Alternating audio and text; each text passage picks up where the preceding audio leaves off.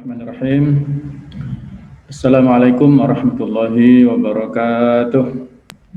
Waalaikumsalam warahmatullahi wabarakatuh. Alhamdulillahilladzi bi ni'matihi tatimmus shalihat wa bi fadlihi tatanazzalu al-barakat wa bi taufiqihi tatanazzalu al-hidayat. Asyhadu an la ilaha illallah wahdahu la syarikalah syahadatan tunji qailaha yauman nadamah wa asyhadu anna Muhammadan abduhu wa rasuluhu turja syafa'atuhu yaumal qiyamah. Allahumma shalli wa sallim ala sayyidina Muhammad wa ala alihi wa sahbihi ajma'in. Menyampaikan ucapan selamat datang bulan Ramadan ya, yang biasa kita ucapkan marhaban bika ya Ramadan. Selamat datang bulan Ramadan yang insya Allah sebentar lagi akan datang menghampiri kita dengan segala peluang kebaikannya. Tarhib, jadi kata-kata tarhib itu dari kata-kata rahaba yurahibu, mengucapkan selamat datang, marhaban ya. Kata-kata marhaban satu akar kata dengan tarhib. Ada 10 cara yang bisa kita lakukan dalam rangka untuk menyambut Ramadan, yang mudah-mudahan harapan kita ini adalah kita ingin Ramadan inilah Ramadan yang terbaik. Dan kita harus bisa merasakan, terutama di era pandemik saat ini, banyak sekali saudara kita yang sudah mendahului. Kafa bil mauti wa'idun, cukuplah kematian sebagai nasihat. Banyak di antara saudara kita yang tidak bisa hadir membersamai kita menyambut datangnya Ramadan. Maka kita yang masih diberikan kesempatan untuk menyambut Ramadan ini harus selalu bersyukur dan terus-menerus bersyukur. Bagaimana cara kita peningkatan rasa syukur adalah dengan mempersiapkan kehadiran Ramadan ini dengan sebaik-baiknya. Seperti kalau kita mau kedatangan tamu istimewa, ada berbagai macam persiapan yang harus kita lakukan sesuai dengan posisi dari tamu itu. Semakin tamu itu istimewa, semakin luar biasa persiapan kita dan semakin gembira kita dengan kedatangannya. Maka seperti itu pula, kalau kita memposisikan Ramadan ini istimewa, ya kita harus mempersiapkan dengan sebaik-baiknya. Bagaimana caranya? Maka mari kita diskusikan bersama-sama. Sebelumnya ada pengantar sedikit, ilustrasi sedikit bahwa orang yang berbisnis dengan Allah tahu bahwa bulan Ramadan bukan bulan biasa. Banyak di Al-Quran itu kata-kata bisnis ya, atau tijarah, supaya lebih mudah kita dalam memahaminya. Orang bisnis itu kan pasti dia ingin keuntungan. Nah, apabila kita bermuamalah, terutama muamalah kaitannya dengan hablum minallah, maka pasti kita akan mendapatkan keuntungan bukan hanya di dunia, tapi yang lebih penting adalah di akhirat, yaitu sebagaimana yang Allah sebutkan di surat As-Saff itu, hal adullukum ala tijaratin tunjikum min adzabin alim, apakah kalian mau aku tunjukkan pada sebuah bisnis yang bisa menyelamatkan kalian dari azab yang pedih. Caranya dengan tu'minuna billahi, iman kepada Allah, Rasulihi dan Rasulnya, wa tujahiduna fi sabilillah, berjihad kepada di jalan Allah, dan seterusnya. Jadi itulah logika bisnis yang ada dalam Al-Quran, supaya mudah untuk dipahami kita. Kita ingin mendapatkan keuntungan, bukan hanya keuntungan sesaat pragmatis, tapi keuntungan abadi, yaitu sampai di akhirat. Maka kalau kita menggunakan logika bisnis itulah, kita jadikan Ramadan bukan bulan biasa. Karena bulan Ramadan adalah bulan yang agung, yang memiliki keutamaan dan kedudukan yang tinggi di sisi Allah. Pada bulan Ramadan, kebaikan dilipat gandakan. ada kesempatan yang besar dihapuskannya dosa dan kesalahan yang disebut sebagai mausimut ta'at, musim ketaatan.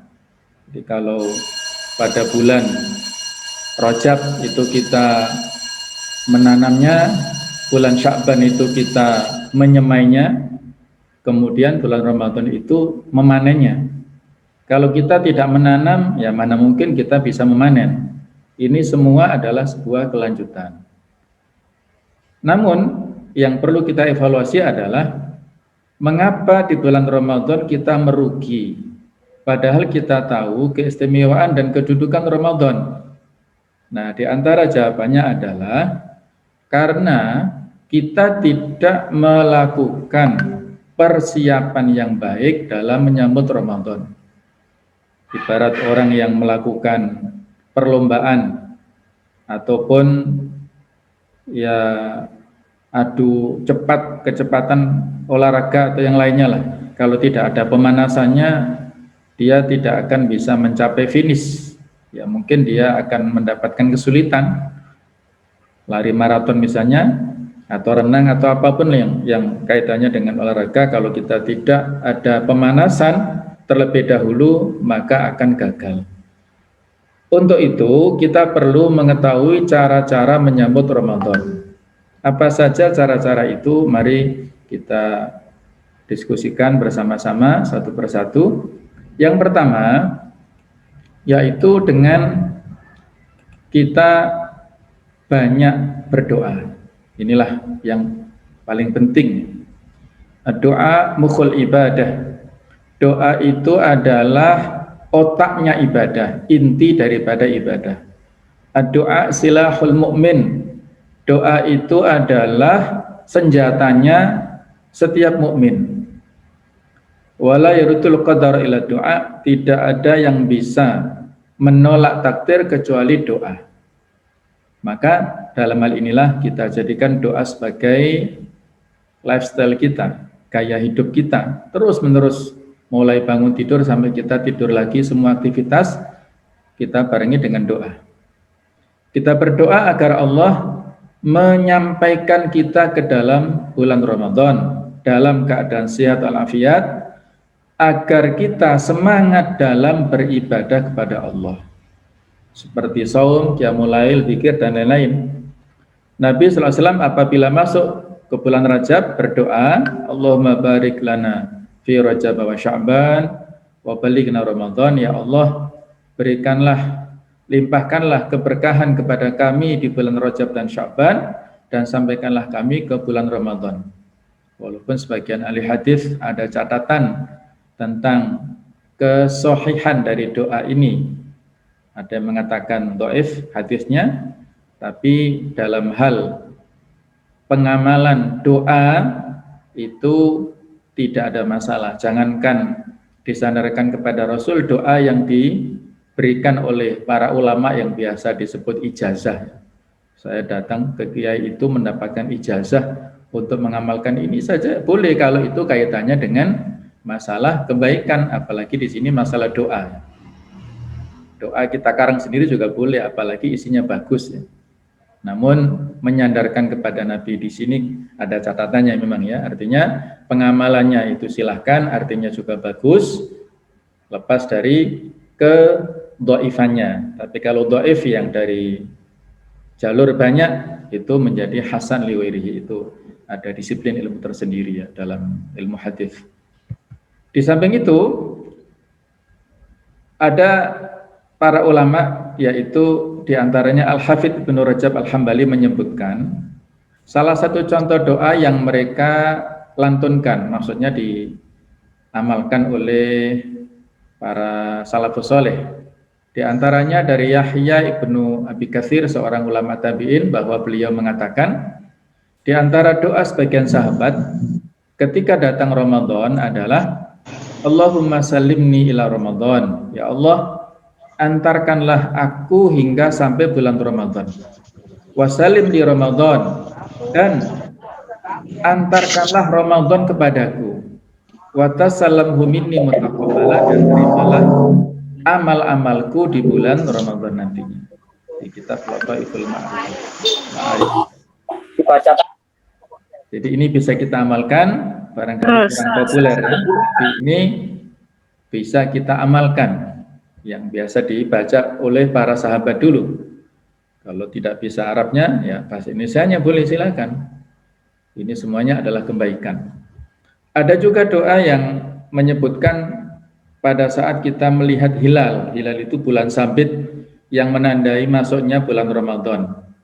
Di antaranya riwayat Tirmidzi yang disebutkan dari sahabat Talha bin Ubaidillah radhiyallahu anhu bahwasanya Rasulullah SAW pada saat beliau melihat hilal bulan sabit yang mengawali masuknya Ramadan, beliau mengatakan, Allahumma ahillahu alaina bil yumni wal iman wassalam wal islam rabbi wa rabbukallah.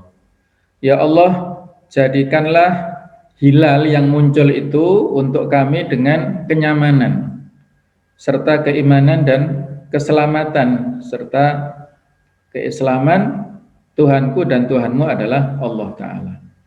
Itu bisa kita amalkan pada saat ru'yat hilal, pada saat melihat bulan sabit masuknya Ramadan itu kita tandai dengan beberapa cara, di antaranya adalah ru'yatul hilal, melihat hilal bulan sabit. Biasanya dikoordinir oleh Kementerian Agama sampai level kabupaten dan juga ya tingkat kabupaten biasanya ya. Itu dengan melihat hilal. Ada sebagian sekarang dengan menggunakan hisab, perhitungan, itu dalam rangka untuk menguatkan datangnya ataupun meyakinkan ataupun bisa melengkapi lah ya, melengkapi tentang ru'yah. Kalau memang dalam kondisi yang mendung, maka dengan menyempurnakan bilangan Sya'ban 30. Sumu li ru'yatihi wa aftiru li ru'yatihi wa inhu ma'alaikum faqtiru lahu. Puasalah karena landasan melihat hilal dan berbukalah, maksudnya masuk Idul Fitri juga karena melihat hilal. Kalau dalam cuaca yang mendung, maka perkira-kirakanlah. Nah, perkira-kirakanlah itu ada dua makna. Perkira-kirakanlah maksudnya adalah dengan hisab tadi, kemudian perkirakanlah tadi yaitu dengan penyempurnaan hadis itu, yaitu di riwayat lain, fa akmilu iddata Sya'ban 30 yauman, sempurnakanlah bilangan Sya'ban menjadi 30 hari.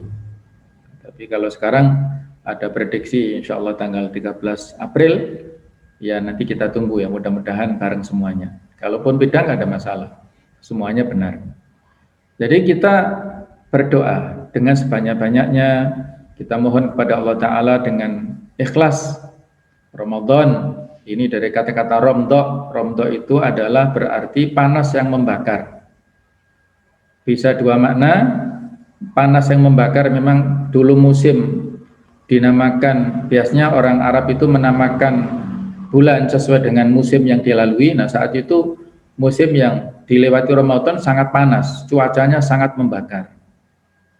Atau makna yang kedua, membakar dosa-dosa. Jadi secara maknawi, karena Ramadan bisa melebur dosa-dosa kita. Dan puasa Ramadan itu diwajibkan kepada kaum muslimin sejak kaum muslimin datang di Madinah pada bulan Sya'ban tahun 2 Hijriah. Masih, kalau 1 Hijriah masih belum wajib. Nah, baru bulan Sya'ban 2 Hijriah itu baru turun kewajiban puasa Ramadan. Dan pada Ramadan tahun pertama itulah bertepatan dengan terjadinya perang Badar Al-Kubra, perang Badar yang besar. Kalau perang Badar yang kecil, ekspedisi dan lain-lain terjadi sebelumnya. Tapi kalau puncak perang Badarnya itu pada bulan Ramadan. Tapi tidak mengurangi semangat sahabat. Semangat untuk berperang itu terus dibarengi dengan puasa, jadi tidak mengurangi produktivitas lah. Kalau sekarang ya, Ramadan disebut syahrul jihad karena banyak beririsan dengan momentum perjuangan para sahabat dulu. Tidak identik Ramadan dengan bermalas-malasan. Jadi yang pertama ini masalah doa. Kemudian yang kedua adalah as-sana wa syukru lillah. Memuji dan bersyukur kepada Allah Subhanahu wa taala. Kita memuji dan bersyukur kepada Allah atas datangnya bulan Ramadan. Imam Nawawi rahimahullah berkata, ketahuilah bahwa disunahkan bagi orang yang mendapatkan nikmat baru atau dihindarkan dari bencana yang nampak untuk melakukan sujud syukur karena Allah Ta'ala atau memuji dengan yang pantas baginya. Sujud syukur ini disunahkan kepada orang yang mendapatkan nikmat kebaikan. Wujud syukurnya adalah dengan sujud. Bisa kita lakukan seperti itu. Nah, di antara nikmat Allah yang paling besar atas seorang hamba adalah dibimbing untuk melakukan ketaatan dan ibadah. Bahkan ini nikmat yang paling besar, nikmat keimanan serta nikmat at-taufiq, yaitu penunjukan kepada kita dan dimudahkan kepada kita untuk melakukan berbagai macam ketaatan dan ibadah. Betapa banyak saudara kita yang masih belum dapat hidayah ini, yang masih belum puasa Ramadan ataupun puasa tapi masih bolong-bolong, puasa tapi masih hanya sekedar menahan haus dan dahaga saja setelah dari lapar, puasa tapi masih belum sholat misalnya, ataupun yang lain-lainnya, puasa tapi ya tidak pernah melakukan ketaatan. Nah, kita harus bersyukur dibimbing oleh Allah Ta'ala dengan dimudahkan untuk melakukan banyak ketaatan dan ibadah. Sekedar datangnya bulan Ramadan bagi seorang muslim dalam keadaan sehat adalah merupakan nikmat yang besar yang patut baginya untuk bersyukur dan memuji Allah yang memberikan nikmat itu. Syahrul Ramadan alladzi unzila fihil Qur'an. Bulan Ramadan adalah bulan diturunkannya Al-Qur'an. Di antara nikmat bulan Ramadan adalah Syahrul Qur'an, bulan Al-Qur'an. Di sana banyak sekali keberkahan yang kita dapatkan. Maka masuknya bulan Ramadan saja sudah luar biasa istimewanya. Dibarengi dengan nikmat-nikmat yang sesudahnya ya. Syahrul Mubarak, syahrun atau bulan yang penuh dengan banyak keberkahan. Maka segala puji bagi Allah, pujian yang banyak yang pantas dengan keagungannya dan kebesaran kekuasaannya. Terus syukur, baik itu syukur yang kita landasi, kita lakukan dengan hati kita, mengembalikan nikmat itu kepada Allah.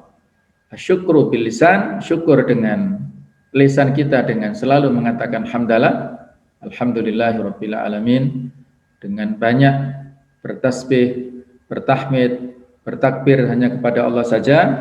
Kemudian asyukru bil jawarih, yaitu syukur dengan anggota badan kita, dialokasikan fisik kita itu untuk hanya beribadah totalitas kepada Allah. Nah, inilah yang kedua, as-sana wa syukru lillahi wahda, memuji dan terus menerus bersyukur kepada Allah Ta'ala. Yang ketiga adalah asy'ur bil farahi was surur.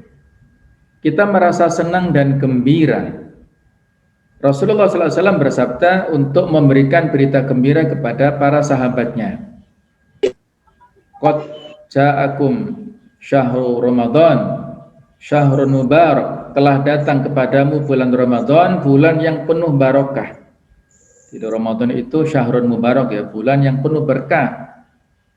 Yang mana Allah telah mewajibkan saum Ramadan kepadamu.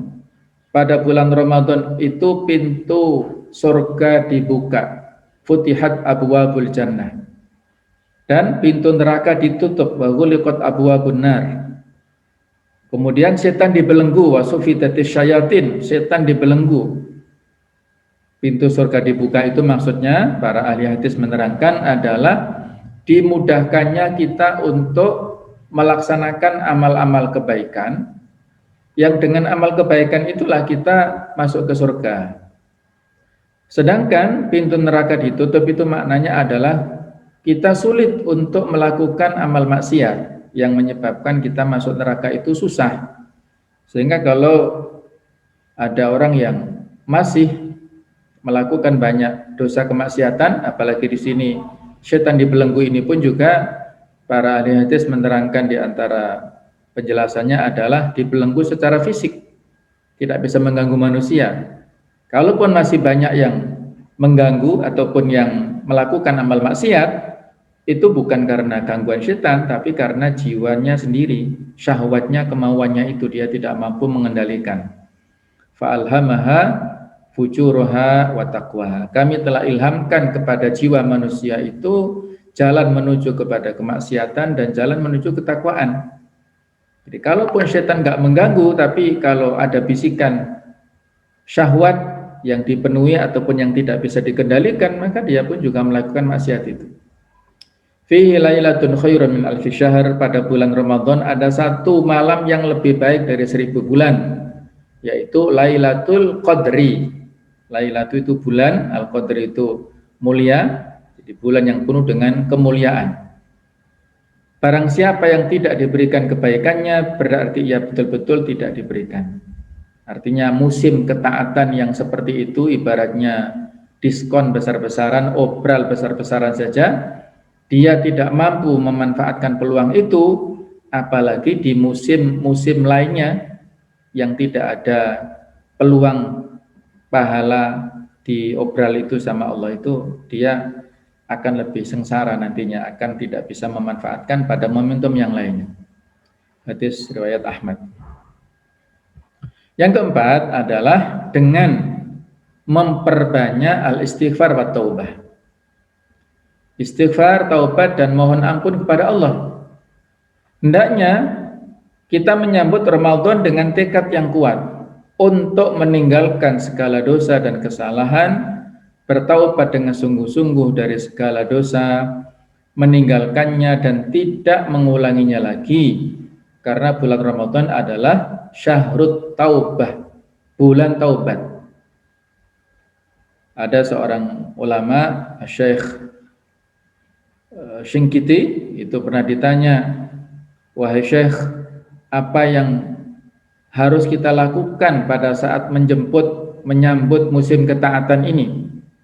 Jawaban beliau adalah katsratul istighfar, dengan memperbanyak istighfar taubat itu.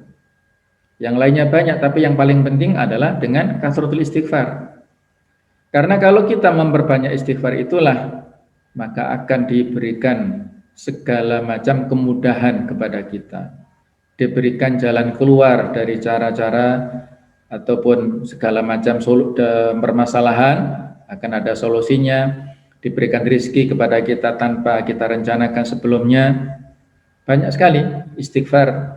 Jadi kalau Ibnu Qayyim juga mengatakan, kalau Anda ingin minta segala macam permohonan, minta itu, minta sana dan sebagainya, tapi waktunya tidak mencukupi karena terbatas, maka untuk meringkas semua permintaan itu adalah dengan istighfar ini.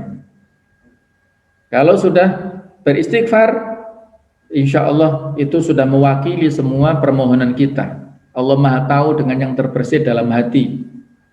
Walaupun etikanya memang eksplisit ya, doa bukannya di batin, tapi dieksplisitkan atau diverbalkan lewat kalimat. Allah suka dengan itu. Kita meronta-ronta, munajat, kita memohon-mohon itu Allah suka dengan itu.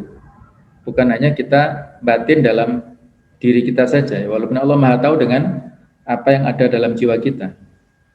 Maka kalau kita tidak bertaubat pada bulan Ramadan ini, kita kapan lagi bertaubatnya? Kalau Ramadan ini tidak bisa soleh, kapan lagi solehnya? Kalau Ramadan ini nggak puasa, kapan lagi? Kalau Ramadan ini tidak qiyamul lail, tidak sholat tahajud, terus kapan lagi? Nah, Allah Ta'ala berfirman, wa tubu ilallah, bertaubatlah kamu sekalian kepada Allah, ayyuhal mu'minun, wahai orang beriman, la'allakum tuflihun, supaya kalian beruntung. Jadi bertobat itulah jalan yang bisa mengantarkan kepada keberuntungan dunia dan akhirat. Ada seorang laki-laki datang kepada Hasan al-Basri, seorang ulama tabi'in, dan bertanya kepada beliau, wahai Abu Sa'id, saya telah menyiapkan air untuk bersuci dan saya siap melakukan qiyamul lail. Karena zaman dulu belum ada senyaman sekarang ya untuk MCK-nya itu. Sudah disiapkan air untuk berwudu, tetapi saya tidak bangun. Apa sebabnya wahai Syekh? Maka Syekh Hasan al-Basri, Imam Hasan al-Basri memberikan jawaban, kamu terbelenggu oleh dosa-dosamu. Yang menghalangi kamu tidak bisa bangun malam itu karena dosamu sendiri. Orang lain gampang mereka bangun malam, banyak di antara mereka yang menghidupkan malam-malam, kamu kenapa sulit? Karena dosamu masih banyak. Jangankan kita manusia awam, Sufyan Ats-Tsauri itu pernah terhalangi melakukan qiyamul lail, nggak main-main, selama 6 bulan. Hurimtu min qiyamil laili sittata asyhur bidzambin asabtuhu, aku terhalangi untuk melakukan qiyamul lail selama 6 bulan disebabkan dosa yang pernah aku lakukan.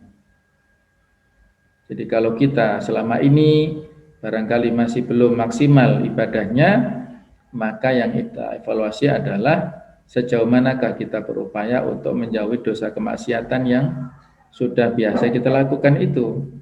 Semakin banyak dosa, maka semakin sulit untuk melakukan amal maksiat. Maka bagaimana cara kita untuk untuk terbebas dari segala macam dosa dan bisa mendapatkan semangat beribadah adalah dengan beristighfar. Tapi khusus untuk Lailatul Qadar itu bukan hanya istighfar, tapi memohon maaf.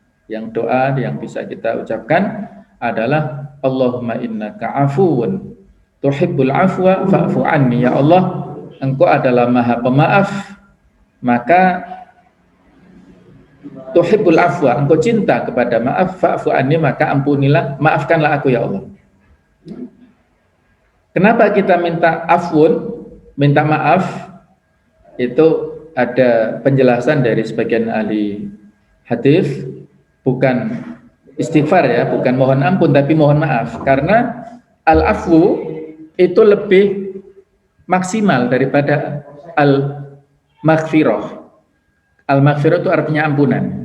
Kalau kita diampuni, itu catatannya masih ada. Allah mengampuni kita, tapi catatannya masih ada, sehingga ya kita agak malu lah kalau nanti kita diberikan amal catatan kita, kok masih banyak dosanya ya.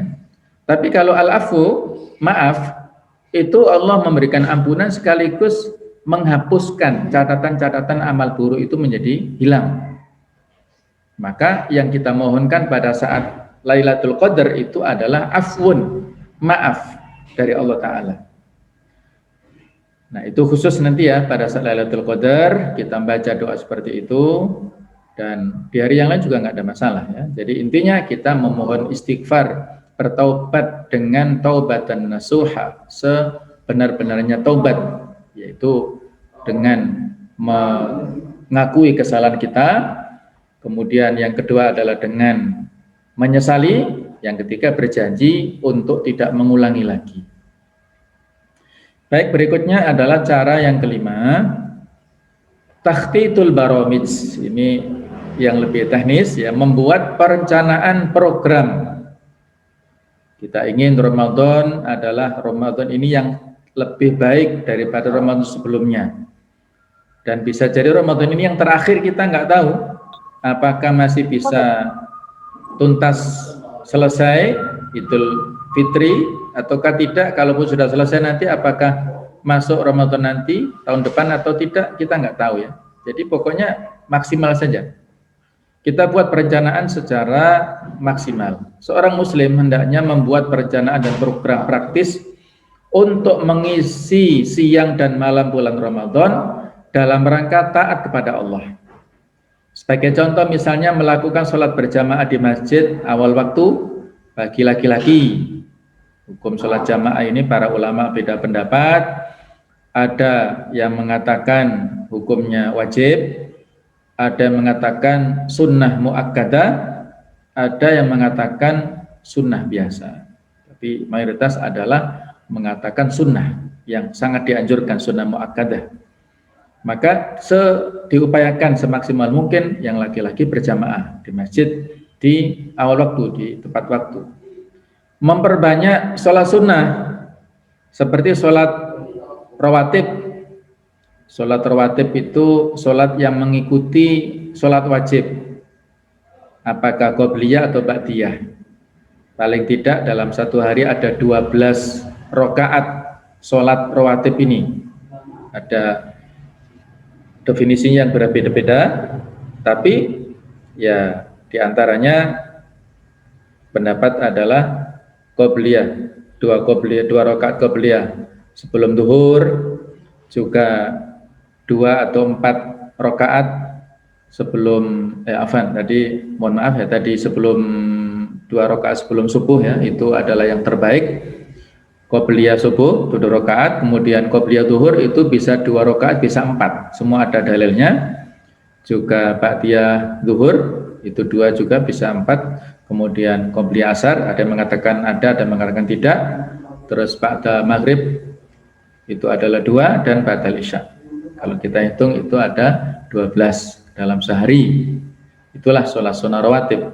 Sholat tarawih. Sholat tarawih adalah qiyamul lail, qiyam Ramadan. Pada saat Ramadan disunahkan berjamaah di awal waktu itu bersama-sama di masjid. Walaupun hukumnya tidak wajib, tapi itu sebagai syiar. Apakah dengan 8 rakaat plus 3 witir, ataukah 20 rakaat plus 3 witir, semuanya ada dalilnya. Kalau 11 itu dipraktikkan oleh Rasulullah SAW dan juga Abu Bakar serta awal pemerintah Umar. Nah, kemudian yang 23 itu pada saat pemerintahnya Umar. Ketika kaum muslimin sholat sendiri-sendiri di masjid, kok tidak efektif ya, mereka nggak berjamaah. Akhirnya beliau Umar menyuruh salah seorang sahabat yaitu Ubay bin Ka'ab untuk menjadi imam Masjid Nabawi. Maka kaum muslimin sholat tarawih dengan berjamaah 23 rakaat, dan Umar mengatakan ni'mal bid'ah hadihi, ini adalah sebaik-baik bid'ah. Sehingga kata sebagian ulama dari hadis itulah ada istilah bid'ah hasanah, bid'ah yang baik ya, tapi ada dasarnya, bukan lepas tetapi ada dalilnya. Juga membaca Al-Quran dengan mengkhatamkan bacaan minimal 1 kali. Kalau laki-laki berarti 1 hari 1 juz, karena biasanya Ramadan adalah 30 hari. Kalau perempuan karena ada jeda menstruasi itu, maka harus lebih dari 1 juz, walaupun ada perbedaan pendapat. Kalau saat menstruasi, apakah boleh membaca Al-Quran? Jawabannya boleh, tapi yang tidak boleh itu adalah memegang mushaf Al-Qurannya, cetakan Al-Quran murni itu loh. Kalau cetakannya ada terjemahannya itu masih ada boleh. Kalau yang dipegang buku tafsirnya ataupun yang lain-lainnya itu masih boleh. Yang tidak boleh kalau mushaf Al-Qurannya penuh, tulisan Arab ayatnya penuh, itu yang tidak boleh. Tapi kalau yang lainnya boleh. Pakai HP, aplikasi Android itu kan ada mushafnya juga, itu juga nggak apa-apa jadi solusi. Tapi memang ada orang-orang tertentu yang risih, saya najis sepertinya ini kok baca Quran kok nggak pantas. Nah mungkin itu hanya selera ya. Tapi kalau ditanya tadi bolehkah membaca Al-Quran saat mens, jawabannya boleh. Apalagi para hafidhoh hafal Quran, kalau nggak mau roja Al-Quran selama menstruasi kan bisa hilang nanti hafalannya. Maka membaca saja boleh dengan ghaiban, artinya dengan tanpa melihat, itu hafalan boleh. Kemudian bin nadhar, dengan melihat juga boleh. Quran di layar televisi dibaca boleh. Quran kaligrafi dibaca juga boleh kan. Nah, yang jadi masalah itu kan adalah memegangnya. Ada khilafiyahnya kan di memegangnya itu. Tapi sudah saya sampaikan solusinya ya, dengan pakai aplikasi itu yang lebih praktis. Kemudian juga melakukan aktivitas sosial seperti membantu kaum du'afa, silaturahim dan lain-lain. Masya Allah, wajah Ustadzah ini banyak sekali kiprah sosialnya di masyarakat. Masya Allah ya, luar biasa. Maka mari ditingkatkan nanti pada bulan Ramadan, apakah mengadakan buka puasa bersama secara berkeliling misalnya, ataukah misalnya cek kesehatan, ataukah yang lain-lainnya lah, insya Allah banyak agendanya yang bisa kita lakukan, ataukah yang praktis membagi parsel, membagi sembako pada duafa, ya banyaklah aktivitas sosial yang bisa kita lakukan pada bulan Ramadan. Bahkan dengan hanya memberikan iftar itu buka bersama, biasanya orang-orang menyebut takjil. Takjil itu artinya menyegerakan. Sunnah kita saat iftar, saat buka itu memang mensegerakan ya. Mensegerakannya dengan kurma atau dengan air putih. Tapi kalau masyarakat kita takjilnya dengan kolak atau dengan yang lainnya, boleh.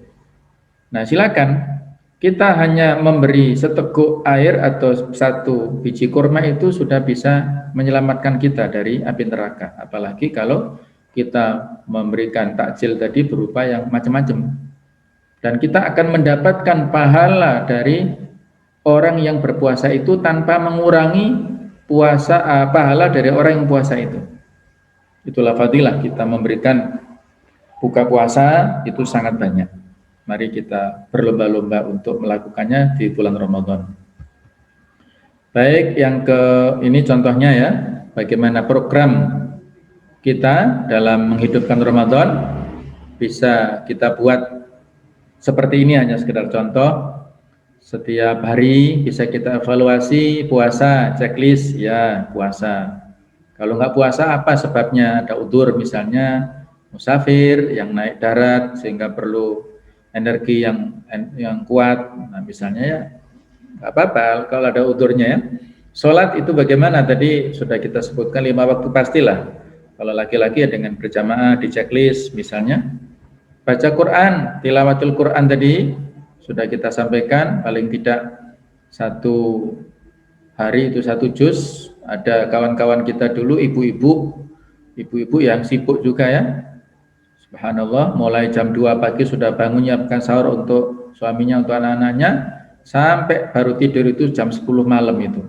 Tapi khatam Al-Qur'annya selama Ramadan itu kurang lebih 10 kali. Luar biasa ya, Masya Allah. Itu bisa dicontoh oleh yang lainnya, 10 kali khatam. Berarti ya paling tidak satu hari ya mungkin bisa 10 juz kurang lebihnya ya, nanti dihitung sendiri kalkulasinya. Ada juga tukang becak yang khatam Al-Quran juga satu hari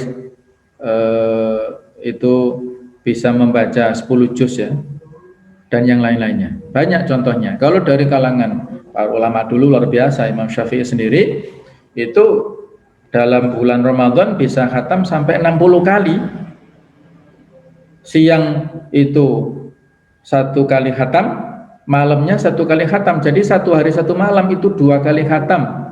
Kali 30 berarti 60. Subhanallah, luar biasa. Nah, inilah contoh para ulama dulu. Kalau kita susah untuk menjangkau seperti mereka ya, paling tidak orang sekitar kita lah. Kemudian kita sedekah, tadi sudah kita contohkan dengan semampu kita, terutama untuk takjil tadi ya. Dan juga sholat tarawih itu lebih utama berjamaah. Kalau nggak sempat boleh sendirian, jamaah di rumah dengan keluarga juga boleh. Kalau tahun lalu kita masa pandemi full lockdown, maka tarawihnya di rumah, silakan dengan dijadwal misalnya sesuai dengan kapasitas masing-masing, silakan. Ini contoh agenda kita, sehingga kalau kita nanti akhir Ramadan checklistnya bagus, insya Allah nilainya di sisi Allah juga bagus. Tapi kalau nilainya skornya rendah ya itulah salah satu cerminan kualitas kita yang kurang. Baik, kita teruskan tentang yang keenam, al-azmul qawi wal mujahadah, mempunyai tekad yang kuat serta bersungguh-sungguh, mujahadah. Mempunyai tekad yang kuat untuk mengisi waktu-waktu di bulan Ramadan dengan berbagai amal soleh. Jangan hanya tidur. Tidur ini ada hadis yang dhaif yang dijadikan dalil itu tidak tepat ya. Naumus shaim ibadah. Tidurnya orang yang puasa itu adalah ibadah, tidak benar itu. Itu hadis yang lemah, jangan dijadikan dalil.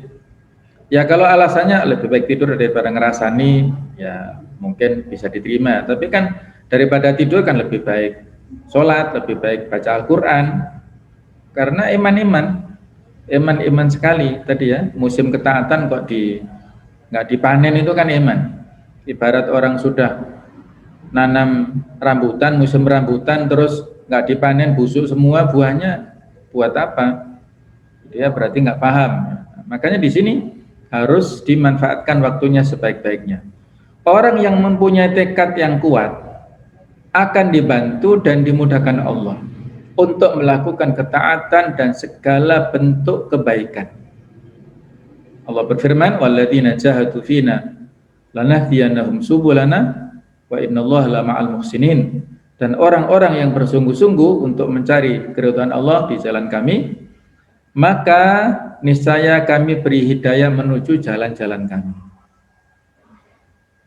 Inilah ayat yang diberikan komentar oleh Ibnu Qayyim, ada korelasi antara mujahadah dan hidayah. Semakin orang itu bersungguh-sungguh, mujahadahnya semakin kuat, maka hidayahnya semakin dekat. Tapi kalau kesungguhannya tidak ada, ya hidayahnya jauh. Mohon maaf, misalnya ada seorang muslimah yang belum pakai jilbab atau belum menutup aurat dengan sempurna. Kalau dia tidak ada upaya untuk berusaha menutup aurat, ya susah. Maka sebelum kita berhujah karena hidayah, karena takdir, ya kita harus berupaya dulu, sungguh-sungguh dulu. Innallaha la yughayyiru ma biqaumin hatta yughayyiru ma bi anfusihim. Allah tidak merubah nasib kaum sebelum kaum itu yang merubah dirinya sendiri. Jadi harus berupaya mujahadah lebih dulu, baru kita akan mendapatkan hidayah itu dari Allah. Bersungguh-sungguh itu adalah sebabnya, hidayah itu adalah akibatnya. Kalau kita nggak melakukan sebab, maka susah dapat akibat. Jadi itulah sunnahul akhdhi bil asbab. Salah satu sunnah kauniyah di alam raya adalah sunnah melakukan sebab untuk mendapatkan akibat itu. Baik, yang ketujuh adalah ta'allum fiqh siyam, mempelajari hukum-hukum yang berkaitan dengan saum Ramadan. Ini persiapan pemikiran ya. Seorang muslim wajib beribadah kepada Allah berdasarkan ilmu pengetahuan. Al-ilmu qabla al-amal. Jadi kalau urutan para salafus saleh kita dulu, adab, ilmu, amal. Adab, kemudian berilmu, kemudian baru beramal. Kalau tidak ada ilmunya, maka tidak bisa diterima amal kita. Karena syarat diterima amal kita itu adalah ikhlas, niat kita itu ikhlas murni karena Allah, dan muwafaqatu syariah atau ittiba'us sunnah, mengikuti sunnah Nabi. Di akhir Al-Kahfi Allah memberikan penjelasan, faman kana yarju liqa rabbih falyamal amalan shalihan wa la yusyrik bi ibadati rabbih ahada. Barang siapa yang ingin bertemu dengan Allah, maka hendaklah dia beramal soleh dan tidak menyekutukan Allah. Beramal soleh itu adalah mengikuti sunnah, tidak menyekutukan Allah, itulah makna ikhlas. Jadi dua itu harus terpenuhi dalam amal ibadah kita. Kalau ikhlas semuanya punya potensi. Orang awam apalagi ya lebih mudah untuk ikhlas insya Allah, karena tidak ada tendensi, tidak ada pencitraan, dia tidak ada pamrih apapun ya. Ikhlas karena Allah lebih mudah. Orang nggak terkenal itu lebih mudah. Kalau orang yang punya kedudukan, pejabat publik misalnya, itu kan dipantau. Ataupun masuk media misalnya ya, yang sebelumnya ikhlas akhirnya menjadi riya, nah menjadi hilang pahalanya. Jadi kalau ikhlas itu urusan hati. Nah kalau mengikuti sunnah ini harus landasannya dengan ilmu. Cara untuk supaya ini masyru' disunahkan, ini yang bukan, itu caranya dengan memiliki ilmu. Jadi seorang muslim wajib mempelajari hukum-hukum yang berkaitan dengan saum sebelum datang waktunya, agar saumnya sesuai dengan hukumnya dan diterima Allah Ta'ala. Allah berfirman di surat An-Nahl 43, fas'alu ahla dzikri in kuntum la ta'lamun. Bertanyalah kepada orang yang mempunyai pengetahuan jika kamu tidak mengetahui. Ayat ini pernah dibacakan oleh sahabat Umar bin Khattab. Ketika ada pertanyaan, dari orang lain. Wahai Umar, apakah betul Al-Quran itu menjelaskan semuanya? Kata Umar, betul, tidak ada salah, itu betul. Terus orang ini tanya, ngetes, wahai Umar, coba adakah ayat yang menunjukkan tentang resep membuat roti itu bagaimana? Ngawur ya, pertanyaan ini ya asal-asalan, tapi Umar itu cerdas, lebih cerdas dari yang bertanya. Ada dalam Al-Quran, apa ayatnya? Ini ayatnya, An-Nahl 43 ini. Fas'alu ahla dzikri in kuntum la ta'lamun, bertanyalah kepada yang punya pengetahuan jika kamu nggak tahu. Maksudnya apa Umar? Iya, kamu kan nggak tahu toh, nggak tahu cara resep membuat roti, ya tanya kepada yang ahlinya, tanya kepada koki itu, kamu akan diajari dan kamu akan bisa mendapatkan ilmu itu. Kalau kamu nggak paham masalah kesehatan, tanya kepada dokter, kepada perawat, para medis itu, kamu akan tahu. Nah itulah Al-Quran ini sudah bicara masalah rambu-rambunya, hal-hal yang strategis itu dibicarakan ya, ayat-ayatnya, guidance-nya jelas, banyak, bukan yang teknis-teknis. Kalau teknis-teknis, kenapa Al-Quran tidak bicara masalah yang detail, teknis? Itu karena Al-Quran itu memiliki ciri solihun likulli zaman wa makan. Al-Quran itu aktual selalu, setiap waktu dan tempat. Kalau bicara teknis, bisa jadi yang aktual pada masa sahabat sekarang sudah nggak populer. Maka ada ayat tertentu yang kadaluarsa ya, itu nggak ada ya. Jadi bukan begitu tipe Al-Qur'annya. Ayat-ayatnya itu kenapa dibuat semacam hal-hal yang patokan-patokan yang umum ataupun yang selalu aktual ya, supaya tidak ada terkesan ayat tertentu yang kadaluarsa sehingga sekarang kita nggak memahaminya atau tidak bisa mencernanya dengan baik. Jadi itulah sedikit ya tentang masalah Al-Quran. Jadi kembali kepada fiqh Syam, membekali. Sekarang banyak cara kita untuk belajarnya dengan online, dengan offline. Alhamdulillah banyak sekali kemudahan sekarang ini. Maka terus, jangan merasa cukup dengan pengetahuan yang sudah ada. Orang merasa cukup dengan ilmu yang sudah ada ini berarti dia merasa sombong hati ya, sombong atau takabur. Nah itu bisa menjadikan perusak amal-amal kita. Berarti ilmunya masih dangkal ya, seperti padi itu. Kalau padi nggak ada isinya kan tegak, tapi kalau ada isinya dia tawadhu. Nah maka harus kita pelajari fiqh Syam lebih lanjut. Baik, kemudian yang ke-8 adalah i'dadu ar-ruhiyah wal ma'nawiyah, mempersiapkan diri dengan sebaik-baiknya dalam bab ruhiyah, memiliki kesiapan mental spiritual. Ruhiyah, kejiwaan kita dan hati kita. Kita memiliki kesiapan mental spiritual, yaitu tadi dengan membaca buku-buku dan artikel-artikel Islam, mendengarkan kaset-kaset Islami yang berisi ceramah dan pelajaran tentang hukum dan keutamaan saum di bulan Ramadan, sehingga jiwa kita mempunyai kesiapan untuk melakukan ketaatan. Rasulullah SAW selalu menyiapkan jiwa para sahabatnya untuk memanfaatkan bulan Ramadan. Berlapang dada dan saling memaafkan sesama muslim. Jadi kalau para sahabat dulu tadi kita sudah lewat ya masalah doa ya. 6 bulan sebelum Ramadan, para sahabat itu sudah doa terus. Allahumma balighna Ramadan tadi ya. Bisa dibaca terus 6 bulan itu sebelum Ramadan. Dan setelah Ramadan mereka 6 bulan berdoa supaya amal di Ramadannya diterima. Jadi isinya full, orientasinya itu Ramadan. Maka kita persiapkan ruhiyah maknawiyah ini penting. Ibarat lahan, bagaimana lahan ini bisa mendapatkan kesuburan, bisa mendapatkan hasil yang maksimal itu kalau lahannya itu kita siapkan. Kita gemburkan, kita sirami, kita pupuk. Insya Allah jiwa ataupun amal yang kita lakukan itu bisa makin bersemi. Nah begitu pula kita ingin mendapatkan hasil yang maksimal, maka potensi ruhiyah maknawiyah hati kita itulah yang paling penting. Suasana hati kita itulah yang paling penting. Insya Allah ujian sebanyak apapun yang kita dapatkan di dunia ini, kalau hatinya bersih, suasana hatinya nyaman, itu selalu husnudzon dan semuanya baik. Baik itu ujian yang menyedihkan ataukah ujian yang menyenangkan. Orang banyak yang bisa sabar dalam mendapatkan ujian kemusibahan ya atau hal yang menyusahkan, tapi tidak sedikit yang bisa tidak sabar karena mendapatkan ujian kesenangan, ujian kesuksesan, ujian keberhasilan.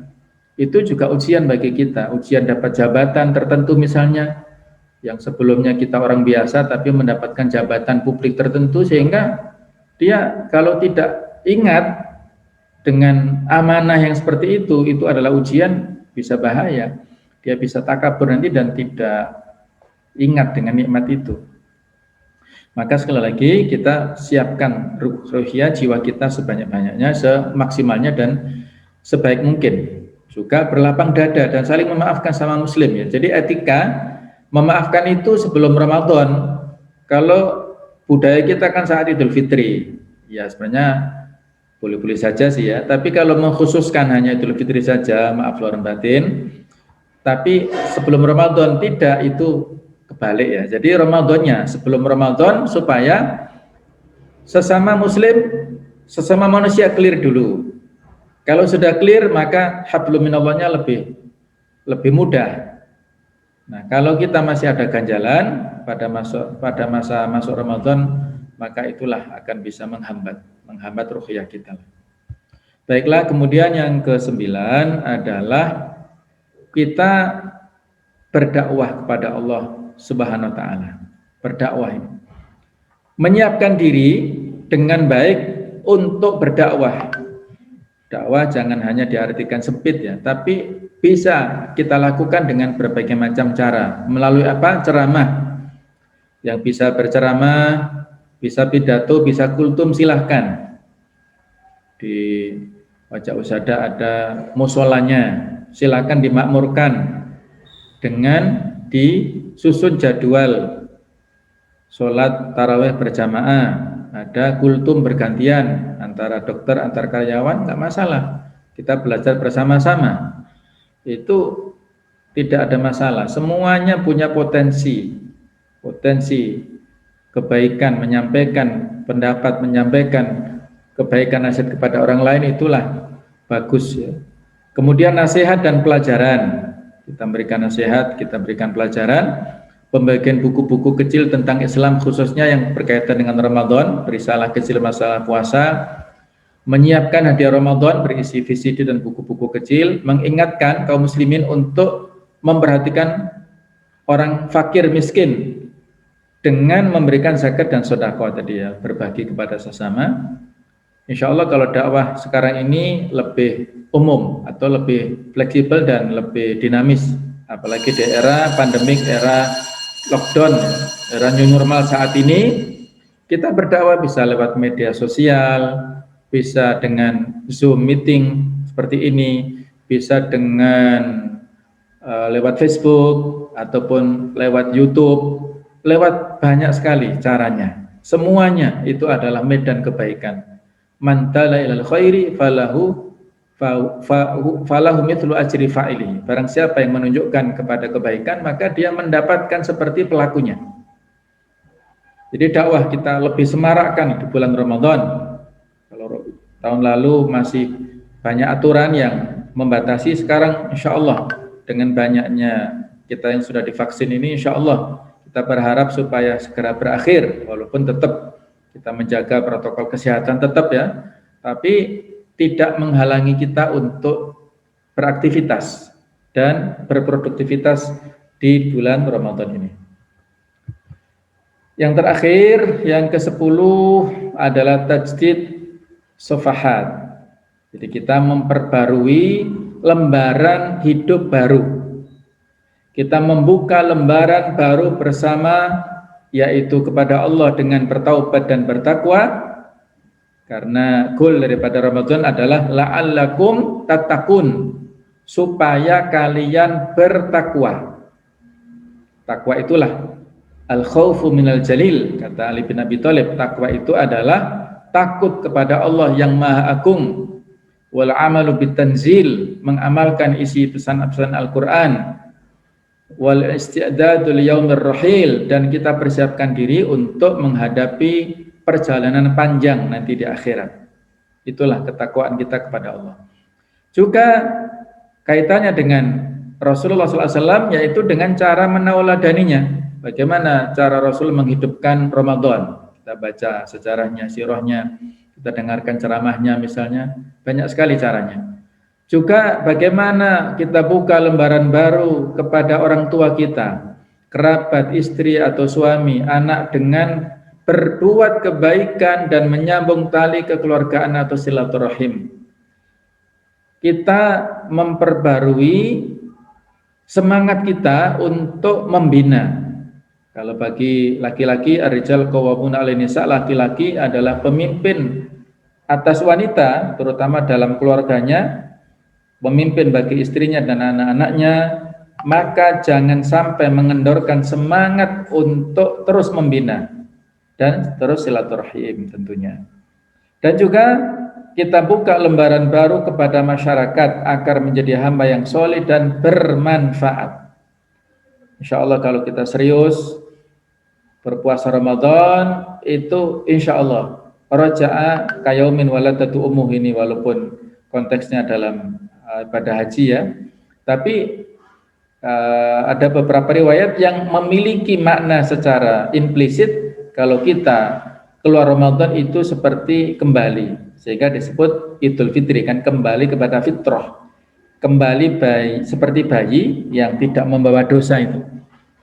Jadi kita buka lembaran baru. Ramadan adalah momentum untuk membuka lembaran hidup yang baru.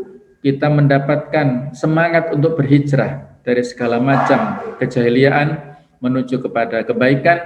Kita berhijrah dari kemalasan, bertaubat menuju semangat untuk bertaubat dan beribadah dengan maksimal. Kita berhijrah dari segala macam jalan kegelapan menuju jalan yang terang benderang, menuju ke surganya Allah Subhanahu wa taala. Terakhir ya penutup, bahwasanya bumi yang kering menyambut turunnya hujan. Orang yang sakit menyambut dokter yang akan mengobati. Bagi seseorang yang menyambut datangnya sang kekasih, dinanti-nantikannya. Maka ya Allah, sampaikanlah kami ke bulan Ramadan dan terimalah doa kami, karena Engkau adalah Maha mendengar dan Maha mengetahui. Amin ya rabbal alamin. Demikianlah tausiah singkat untuk diri saya sendiri khususnya dan untuk kita semuanya pada umumnya. Mudah-mudahan ada manfaatnya, dan kurang lebihnya saya mohon maaf seikhlas-ikhlasnya. Hadanallahu wa iyyakum ajma'in. Ihdinas siratal mustaqim. Allahumma fiq ila aqwamit thariq wal hadi ila sawa'is sabil. Wallahu minkum. Wassalamualaikum warahmatullahi wabarakatuh.